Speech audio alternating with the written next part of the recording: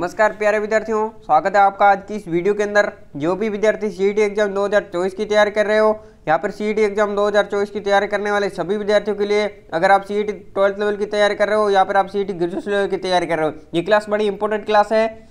ध्यान से पूरा देख लो और लास्ट में कमेंट करके बताना 25 में से आपके प्रश्न कितने सही होते हैं। सारे प्रश्न बड़े इंपॉर्टेंट है, आपकी परीक्षा में छपने वाले सभी क्वेश्चन है। तो चलिए दोस्तों, आज की क्लास का शुभारंभ करते हैं। पहला क्वेश्चन है, करणी माता का मंदिर कहाँ पर स्थित है? Option A Deshnok, option B Aspur, option C Osian और ऑप्शन नंबर डी जैतारण। तो इसका सही आंसर है ऑप्शन नंबर ए देशनोक। जो भी ऑप्शन नंबर ए को कमेंट कर रहा है उसका आंसर एकदम सही है। बढ़ते हैं अगले प्रश्न की ओर। अगले प्रश्न में आपके पूछा गया है, राजस्थान का प्रथम रोपवे किस जिले में है? प्रथम रोपवे का पूछा गया है। ऑप्शन नंबर ए जयपुर में, option B Udaipur, option number C Jalore, option number D Chittorgarh में। तो इसका सही आंसर है एकदम आपके जालोर में, ऑप्शन नंबर सी। जो भी सी को कमेंट कर रहा है उसका आंसर एकदम सही है। अगले प्रश्न में आपके पूछा गया है, घोघामेडी स्थित है।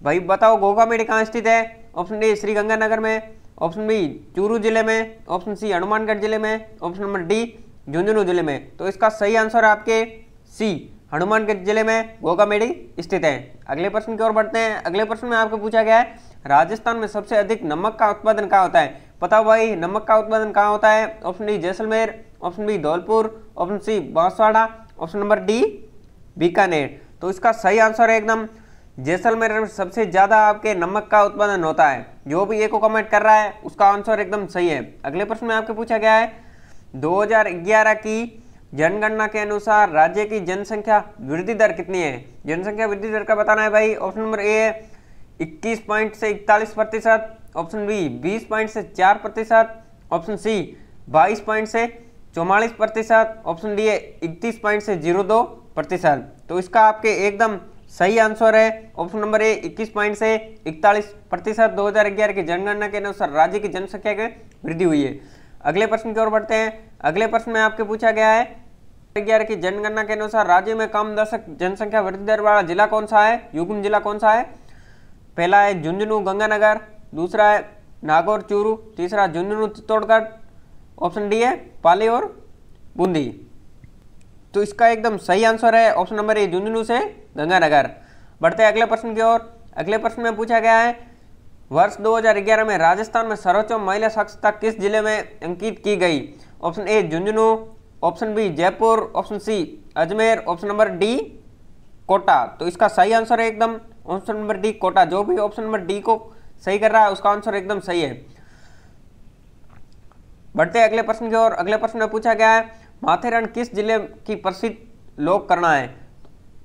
Option A Jodhpur, option B Churu, option C Bikaner, option D Udaipur. तो इसका एकदम सही आंसर है ऑप्शन नंबर सी बीकानेर। बढ़ते अगले प्रश्न की ओर। अगले प्रश्न में पूछा गया है, तेरह ताली नृत्य किस लोक देवता को समर्पित है? तेरह ताली नृत्य किस लोक देवता को समर्पित है पूछा गया। Option A Goga ji, option B Ramdev ji, option C Pabu ji, option D Devnarayani ji. तो इसका एकदम सही आंसर है option number B Ramdev ji. तेरह ताली नृत्य किस लोक देवता से नृत्य है समर्पित है? तो रामदेव जी से। बढ़ते अगले प्रश्न की ओर। अगले प्रश्न में पूछा गया है, रामसा पीर के नाम से प्रसिद्ध संत का सही नाम क्या है? सही नाम बताना है आपको। सही नाम option number A Major Ram Singh, option B Baba Ramdev, option C Ramchandra, option D Kabir Das. तो इसका एकदम सही आंसर है option number A Major Ram Singh Ramsa Pir के नाम से प्रसिद्ध संत का नाम है। बढ़ते अगले प्रश्न की ओर। अगले प्रश्न में पूछा गया, नौटंकी तथा रामलीला राजस्थान के किस भाग में अधिक लोकप्रिय है? तो नौटंकी तथा रामलीला का बताना है राजस्थान में उत्तरी में है या पूर्वी में या पश्चिम में या दक्षिण में है? तो इसका सही आंसर है आपके ऑप्शन नंबर बी पूर्वी में नौटंकी तथा रामलीला राजस्थान में सबसे अधिक लोकप्रिय है। अगले प्रश्न में पूछा गया है, का प्रमुख मेला घोघामेडी हनुमानगढ़ में बढ़ता है, जबकि दूसरा मेला कहाँ बढ़ता है? तो ऑप्शन ए नेवटपुर डूंगरपुर में, ऑप्शन बी घोघा जी के ओरडी साचौर में, ऑप्शन सी रश्मि गांव चित्तौड़गढ़ में या कोड़ मंडल जोधपुर में। तो इसका एकदम सही आंसर है ऑप्शन नंबर बी घोघा जी की ओरडी साचौर में घोघा जी का प्रसिद्ध मेला बढ़ता है। अगले प्रश्न में आपके पूछा गया, जीर्ण माता कौन से राजपूत वंश की कुल देवी है? जीर्ण माता का बताना है भाई।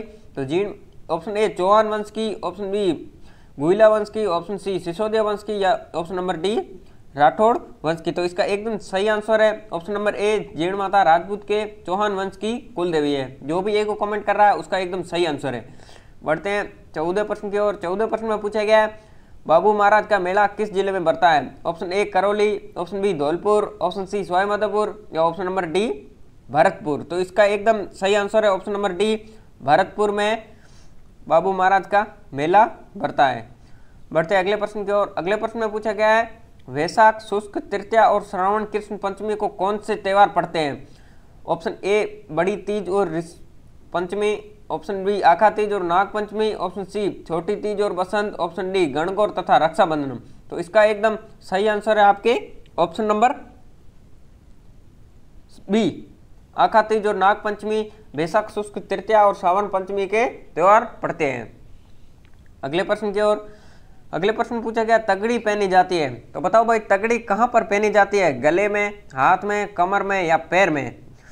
तो इसका सही आंसर है सी, तगड़ी कमर में पहनी जाती है। जो भी सी को कमेंट कर रहा है उसका आंसर एकदम सही है।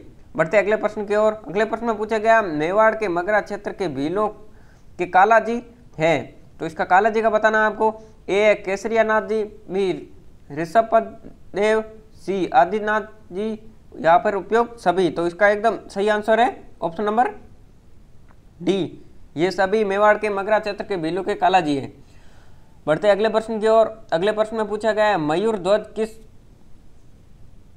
ध्वज किले को कहा जाता है? किस किले को कहा जाता है मयूर ध्वज? मेहरानगढ़ को, सोनारगढ़ को, गागरोन दुर्ग को या फिर रणथंभौर को? तो इसका एकदम सही आंसर है मेहरानगढ़ दुर्ग को मयूर ध्वज किले के नाम से जाना जाता है। बढ़ते अगले प्रश्न की ओर। अगले प्रश्न में पूछा गया सोंधा माता मंदिर कहाँ पर स्थित है? बाड़मेर में है, या फिर जालोर में है, या फिर जयपुर में, या फिर सीकर में है? तो इसमें आपको सोंधा माता का मंदिर कहाँ पे स्थित है वो बताना। तो सोंधा माता का स्थित है आपके जालोर में। कहाँ पे? जालोर में। जो भी ऑप्शन नंबर बी को सही कर रहा है उसका आंसर एकदम सही है। बढ़ते अगले प्रश्न की ओर। अगले प्रश्न में पूछा गया है देवी कुंड सागर की छतरिया कहाँ पर स्थित है? देवी कुंड सागर की छतरिया कहाँ पर स्थित है? Option A Udaipur, option B Jaisalmer, option C Jaipur, option D Bikaner.